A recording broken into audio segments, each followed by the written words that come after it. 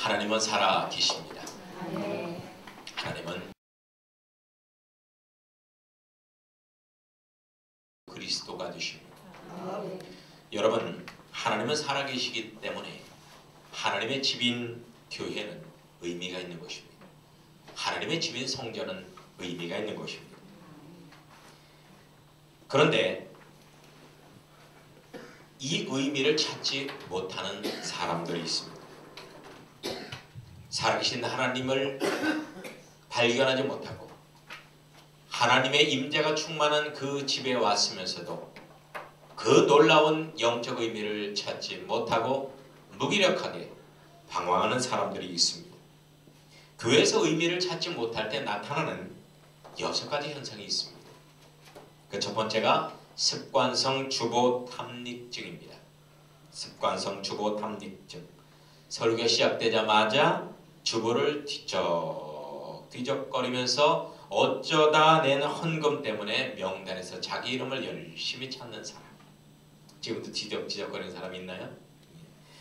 두 번째는 습관성 찬송 추월증이 있습니다. 찬송할 때 망상이 나라를 펴고 이것저것 헤매는 증상입니다. 세 번째는 습관성 예배 지각증이 있습니다. 예배 때 항상 늦게 오는 증상입니다. 항상 늦게 와요. 일찍 일어나든 늦게 일어나든 아무 상관없이 무조건 늦게 옵니다. 무조건. 이유 없습니다. 그냥 늦게 옵니다. 그 다음에 네 번째 습관성 안면 철판증이 있습니다. 성가대 연습 없이 성가대 자리에 서서 성가를 하는 그러한 증상입니다. 다섯 번째로 습관성 재발저림증이 있습니다. 진리는 설교를 들으면 나를 씹는구나, 오늘도 목사님이 나를 씹어 하면서 시험 드는 현상이죠. 그 다음에 여섯 번째로는 만사삐딱증이 있습니다. 모든 일을 삐딱하게 받아들입니다. 목사님 설교도 삐딱, 장로님 권면도 삐딱, 권사님의 미수도 삐딱, 오늘 점심 때 나온 밥상도 삐딱하게 봅니다. 다 삐딱하게 봅니다. 하지만 이 모든 병은 교회에서 참된 의미를 찾으면 치료될 수 있는 병이에요. 그래서 영적 의미성을 갖는다는 것, 이것은 대단히 중요한 문제라는 겁니다. 영적 의미성을 갖는다. 얼마 전에 부산에서 교통사고로 숨진 남자친구를 그리워하던 20대 여성이 유서를 남기고 스스로 목숨을 끊었습니다. 그녀는 유서에 남자친구가 죽고 난 뒤 삶의 의욕을 잃었다. 짧은 26년 생을 마감한다. 지금까지 많은 남자의 유혹이 있었지만 나는 이 남자만을 사랑했다. 라는 지고지순한 유서를 남기고 자살했습니다. 어디 그뿐입니까? 한국 대기업의 총수의 막내딸이고 미국의 명문대를 졸업하고 자기 재산만도 3천억 원이 넘는 삼성기업 이건희 회장의 막내딸이 몇 년 전에 미국에서 자살했습니다. 도대체 무엇이 그들을 자살이라는 극단적인 길로 인도했는지 안타깝기만 합니다. 의미입니다.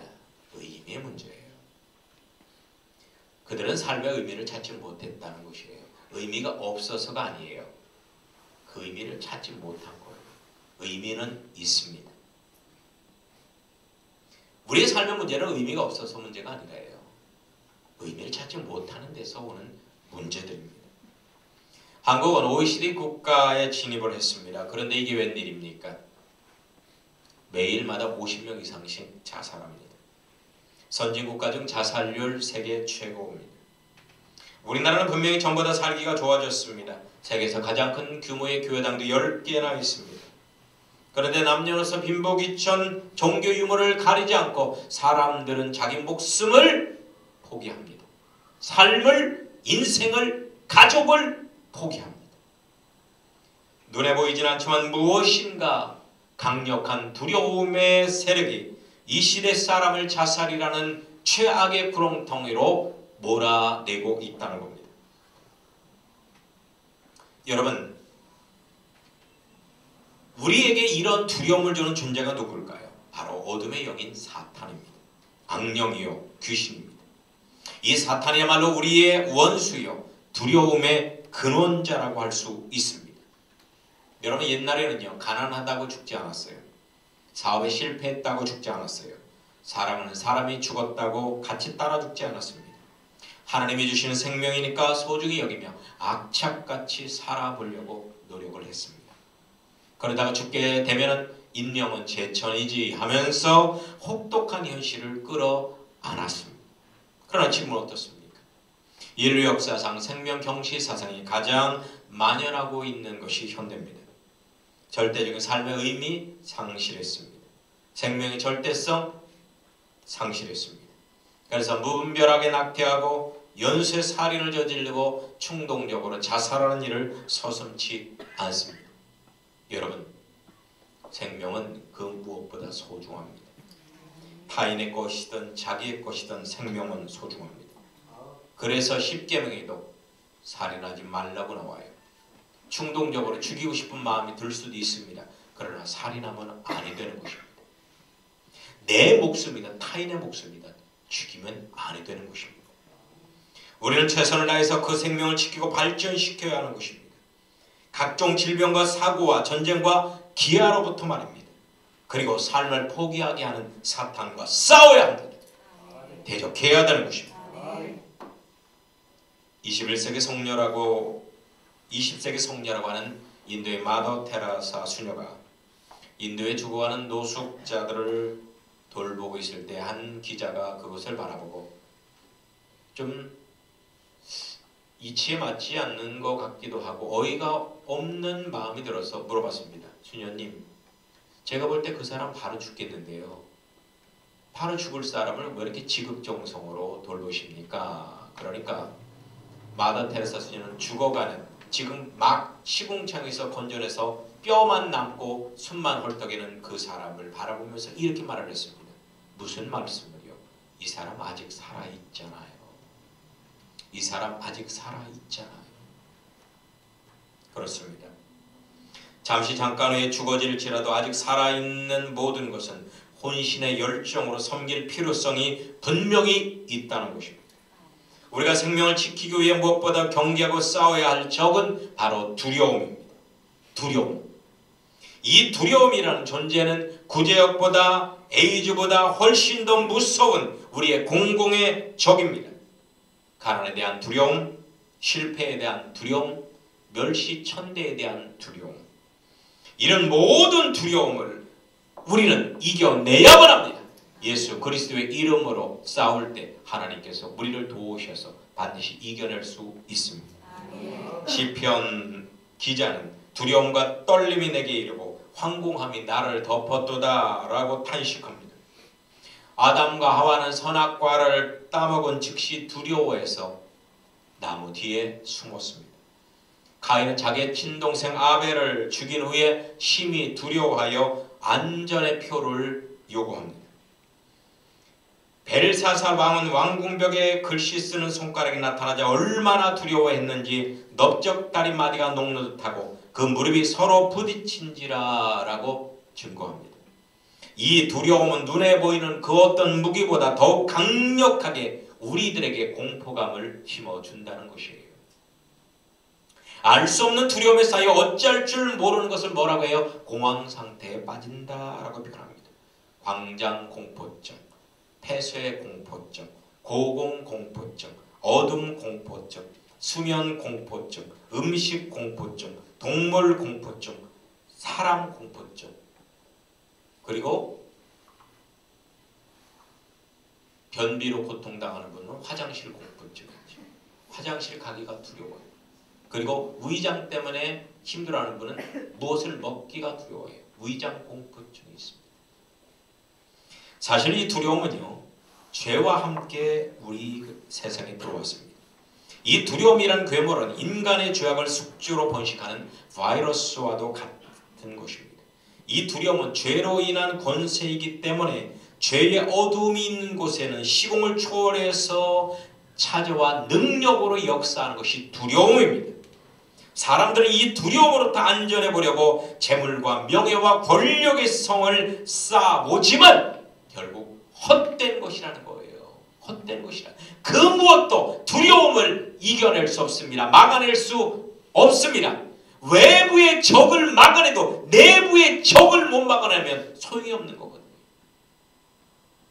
어둠이 없으면 이 두려움은 존재를 가지고 있을지라도 그 색은 아주 미약합니다. 그러나 어둠의 장막이 드리워질 때는 그 힘은 가히 상성을 초월한다는 겁니다. 사람의 목숨을 빼앗아가 버리잖아요. 스스로 자멸하게 만들죠. 파산 직전일 정도로 물질의 궁핍을 겪을지라도, 교통사고로 온몸이 만시창게 될지라도, 온 국민의 영웅이 되었다 한순간에 죄인으로 전락할지라도 이 두려움은 그 실체를 드러내려 합니다. 하지만 어둠의 숙주가 없는 한 데일밴드 한 장만으로도 치유될 정도로 미미한 상처밖에 줄 수 없는 것이 바로 두려움입니다. 한밤중에 엄청난 광풍이 불어 바닷물이 온 배에 가득하고 배가 뒤집힐 것 같습니다. 이때 예수님의 제자들이 두려움에 빠져 아우성칠 때 예수님은 무엇을 하셨습니까? 예수님은 고물에서 베개를 베고 평안하게 주무셨습니다. 왜 그런 이해할 수 없는 행동을 했을까요? 광풍 속에서 주무시던 예수님께서는 두려움과 광풍의 상관관계가 전혀 없다는 것을 증명하려고 하는 거예요. 광풍과 두려움은 상관관계가 없습니다. 상관관계가 없어요. 우리 주님은 요한복음 16장에서 이렇게 말씀하십니다. 세상에서는 너희가 환난을 당하나 담대하라. 내가 세상을 이겼노라. 환난을 당하나 담대하라. 문제는 마음속의 두려움이라는 거예요. 이 마음속의 두려움을 극복해야 돼요. 아멘. 아멘. 아멘. 아멘. 초대 교부 가운데에서 크리소스톰이라는 분이 있었습니다. 그는 황금의 입이라는 칭호가 붙을 정도로 최고의 명설교가였죠. 그분이 했던 설교 중에 이런 내용이 있습니다. 내가 무엇을 두려워하래요? 죽음인가? 여러분도 아시지 않습니까? 그리스도 안에 생명인 것을. 나는 죽으면 오히려 생명을 얻습니다. 그럼 유배가 두렵겠습니까? 땅은 어디나 다 주님께 속해 있습니다. 그럼 재산을 잃는 것이 두렵겠습니까? 우리가 세상에 왔을 때 아무것도 가져온 것이 없고 떠날 때 아무것도 갖고 가지 못합니다. 그러므로 세상의 모든 두려움은 내 눈에는 아무것도 아닙니다. 가난도 두렵지 않고 부귀도 두렵지 않고 죽음도 두렵지 않습니다. 나는 세상에 아무것도 두렵지 않습니다. 아멘. 아멘. 아멘. 그렇습니다. 우리의 원수 사탄은 이미 2000년 전 골고다 언덕에서 주님으로부터 케어패 당해서 그의 전 우주적인 권세를 상실했습니다. 사탄은 우리에게 이빨 빠진 종이 호랑이와도 같습니다. 우리는 더 이상 어둠의 사역자인 사탄을 두려워할 필요가 없는 것입니다. 천류역정에 보면 기독도가 좁은 문을 통과하려고 하는데 두 마리의 사자가 기독도를 향해 으르릉대며 달려드는 것입니다. 기독도는 혼비백산하여 두려움에 휩싸였습니다. 그러나 놀라운 것은 그 사자들은 쇠사슬에 매어 있기 때문에 결코 기독도를 해할 수가 없다는 것입니다. 그 놀라운 사실을 깨달은 기독도는 두려움을 떨쳐내고 담대하게 두 사자 사이를 유유히 걸어갔습니다. 이빨 빠진 호랑이고 매어있는 사자 같은 사탄이 자신이 아무런 힘을 쓸 수 없음을 압니다. 그러나 결코 포기할 만큼 어리석은 존재도 아니라는 거예요. 사탄은 대단히 지혜로운 존재입니다. 지혜로운 존재예요. 창세기 3장에 보면 사탄은 대단히 간교하다, 지혜롭다고 증거합니다. 사탄은 자기 스스로는 더 이상 두려움을 줄 수가 없습니다. 그래서 온갖 술수를 써서 인간 스스로가 두려움에 빠져 몰락하게 만드는 거예요. 인간 스스로가. 존재하지도 않는 두려움이 인간을 옴쑥달쑥 못하게 만드는 겁니다.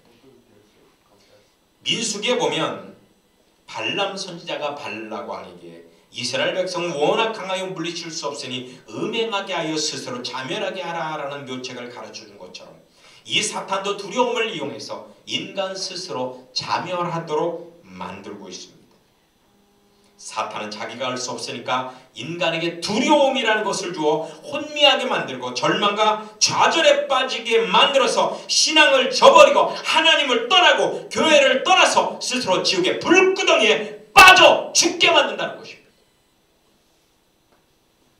죄와 함께 인간 세상에 들어온 두려움은 워낙 강력하게 인간을 위협하기 때문에 동생 아벨을 죽이고 하나님의 품을 떠난 카인이 에녹이라는 높은 성을 쌓듯이 우리 인간들은 두려움을 막아줄 난공불락의 성을 열심히 쌓습니다. 그 성이 뭡니까? 바로 황금이라는 성이요, 돈이라는 성입니다.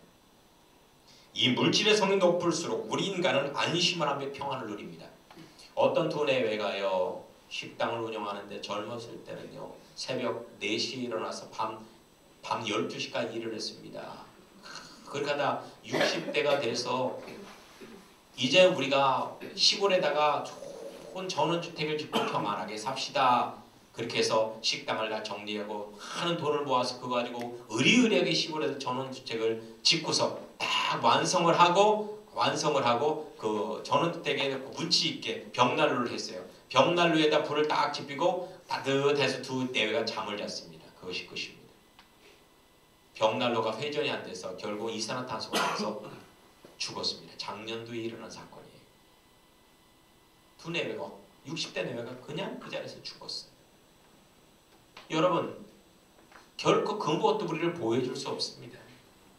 여러분, 돈, 권력, 지금 한국 최고의 권력자, 지금 일주일 동안 아주 피가 마를 겁니다. 내가 쫓겨나느냐 마느냐 피가 말라요. 그 어떤 권력도, 대통령의 권력도 그를 막아주지 못하잖아요. 그리고 한국 최고의 총수가 지금 감옥에 들어가 있지 않습니까? 돈도 그를 막아주지 못하잖아요. 그렇죠? 물질의 성이 높을수록 우리 인간은 안심을 하며 평안을 누립니다.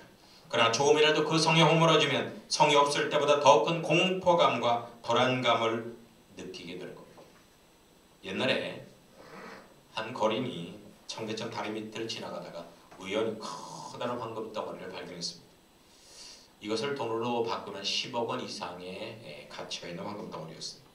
근데 은행이 가져둘 수 없었어요. 은행이 가져도 거지가 가져두면 뻔하죠.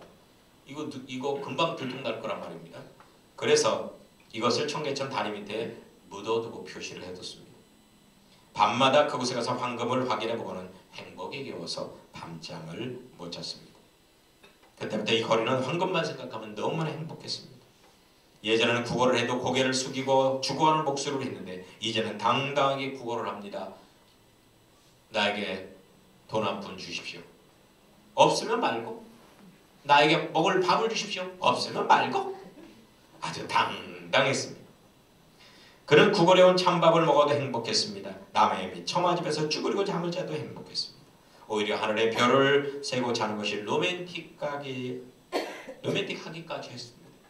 늘 싱글벙글했고 다른 거린들에게 자기가 구걸해온 것도 나눠주는 사랑을 베풀었고 힘이 되는 따스한 말도 해주었습니다.